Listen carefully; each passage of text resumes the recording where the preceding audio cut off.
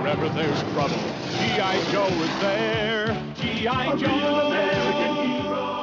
Alright, we're going to create a SIG today. Start by opening up Photoshop. I'm using the CS3 extended version. First thing I want to do is click on File at the top and create New. And I'm going to set my width at 500. I'm going to set the height at 100. Make sure the resolution is set to 72.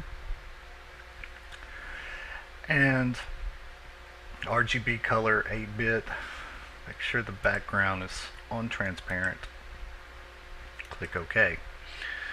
And we have the shape of our background here.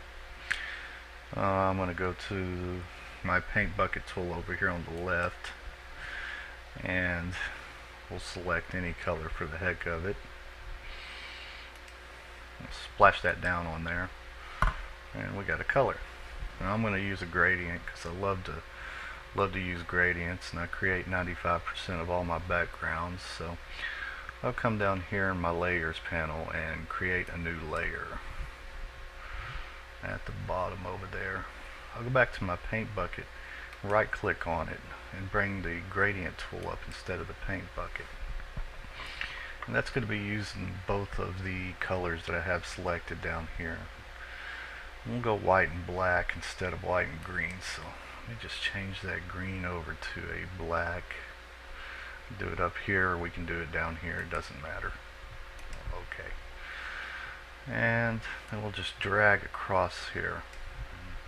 We can put this any way we want, whatever you feel like. I'm going to go straight from the bottom straight to the top, and we'll have something like that. Now over here in my layers panel, while I'm selected on that layer, I'm going to go to the bottom and click on the FX tab, and it'll bring up the layer styles. I'm going to put a pattern overlay. Now that's not the pattern I want, so I'll come over here to the selector, and I'm going to select something like this, one of my favorites, and we'll play with the blending options here. See, we can fade that in and out, and we can mess with the blending mode if we want. The different types of blendings you can do on it. So we will just do this as a overlay, and I'm going to take the visibility out a little bit and click OK. Now we've got that. Now in the layers palette, we are going to create another new layer here at the bottom. And I'm going to go to my paintbrush tool over here on the left, and at the top I can select the paintbrush that I want from in here, or get a totally different brush. But I like the brush I'm on. We'll just stay with cracks. And if you're not seeing your paintbrush, that means your caps lock is on. Caps lock's on, it goes away. Turn your caps lock off, it shows back up. So if your brush ever disappears, you know why. And we'll stay with black instead of changing the color on it, so I'm just going to hit this a few times and fill it in. There's my cracks. So I'll go back to the layer palette on the left, and while I'm on that layer, I'm going to click the FX tab again, and we are going to add a bevel for the heck of it. And you see, you can mess with your bevel over here. I'm going to take the size down to 3, so I just barely have one in there, and it's direction up. Now I'm going to change it to direction down. It looks like the cracks are actually cutting into the SIG, and we will select OK. Now you can add as many layers and colors and paint brushes as you want, but for right now we'll make that our background. So now I want to find a render of something I want in there, or, whether it's Call of Duty theme or whatever. So let's minimize Photoshop for a moment. I'm going to open my web browser up, And let's go to planetrender.net. Planetrender.net is an excellent place to find renders because people have already cut all the images out, the backgrounds for you. So you don't have to get your erase tool. You can just find a picture here and it's already cropped for you. In the search bar over here, I'm just going to type something, how about G.I. Joe, and we come up with some pictures from G.I. Joe. Look at the old picture of Storm Shadow here, it looks like, and yeah, I like that. So I'm going to download that, and it brings the picture up. I'm going to right click, view image info, save as, and we'll put that on the desktop, save, and we have us a render of Storm Shadow. So come back over to Photoshop and file,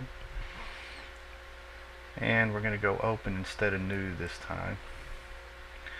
And I'm on my desktop, so I'll just scroll down here and look for Storm Shadow, and there he is. Now I have Storm Shadow here. I'm going to get the rectangle marquee again, and I'm going to drag over the portion of this render that I want. So I don't want the text at the top. And when I got that, I'll click on image at the top, and then we'll go to crop. And it'll crop down to the section we selected. Now this is still a little big. We don't want them to be that big, so I'm going to go back to the image tab at the top and adjust the image size. Make sure these are all checked down here, that way the proportions will stay the same, which you want 90% of the time. And how about, we'll just say 200 on the height. It'll adjust the width automatically. And there's our picture. I'll go to the top and hit select and select all. Then I will go to edit, and we are going to copy that to our clipboard. And we'll go back to the other window, still untitled, and bring that back up. Now Storm Shadow is bigger than this right here, so I am going to go back over here to image, and I'm going to adjust the canvas size. And we were dealing with pixels, not inches, so first thing I'll switch this over to pixels. There's the original size right there, and I'm going to change the height to 200, which is what I made my Storm Shadow render. And down here I want the extra canvas to be at the top, so I'll make the dialogue look like this and show you what that does. Have that there. Alright, now since I copied him, I copied the render Storm Shadow, I'll go to edit at the top, and I'm going to click paste, and there's my Storm Shadow. I'll select my moving pointer over here so we can move them to where we want. Let's just move them down a little bit and move them over to the side here, and there we go. Now we have Storm Shadow here. I'm going to put another background so I can see what I'm working with, so I'll select on the bottom layer, and I can either do it on there or I can create a new layer and just drag that to the bottom, and I will go back to the gradient, right click, select the paint bucket. I'm already on black. I'm just going to splash that down, that way I see what I'm working with. Now we'll go back and select the layer with Storm Shadow.